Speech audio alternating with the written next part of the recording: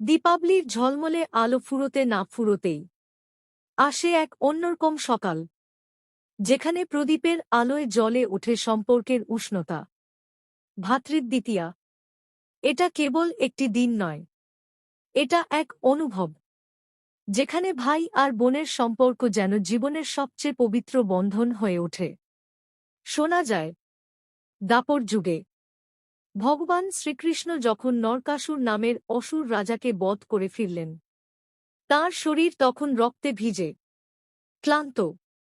সেই সময় তাঁর বোন সুভদ্রা, চোখে জল কিন্তু মনে গর্ব, ভালোবাসা আর মায়ায় ভাইয়ের স্নান করান, তাঁর কপালে চন্দনের তিলক দেন, আর বলেন, তুমি চিরদিন সুখে থেকো ভাই।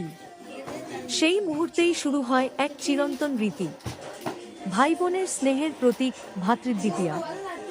আজও সহস্র বছর পর প্রতিটি ঘরে, প্রতিটি হৃদয়ে পুনর্জন্ম নেয় সেই ভালোবাসা।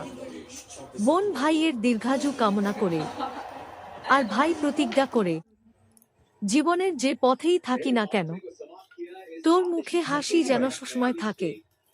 এই দিনটায় তিলক, মিষ্টি, হাসি আর আশীর্বাদ মিলে ঘরে ঘরে তৈরি হয় এক স্নেহময় আবহ। ভাই যখন বোনের কপালে তিলক দেয়, তখন শুধু এক চিহ্ন নয়, সেটা এক অঙ্গীকার, যে কোনো অন্ধকারে সে হবে তার আলো। আর বোন যখন ভাইয়ের কপালে প্রণয় আর আশীর্বাদের তিলক রাখে, তখন সে শুধু কামনা করে না, ভালোবাসায় বলে, তুই আমার গর্ব, আমার আশীর্বাদ। চলো এই ভ্রাতৃদ্বিতীয়ায় ভালোবাসা, স্নেহ আর আশীর্বাদের আলো ভরে উঠুক প্রতিটি ঘর, প্রতিটি হৃদয়, যেখানে ভাই বোনের বন্ধন থাকে চিরকাল অটুট, চিরকাল পবিত্র। শুভ ভ্রাতৃদ্বিতীয়া।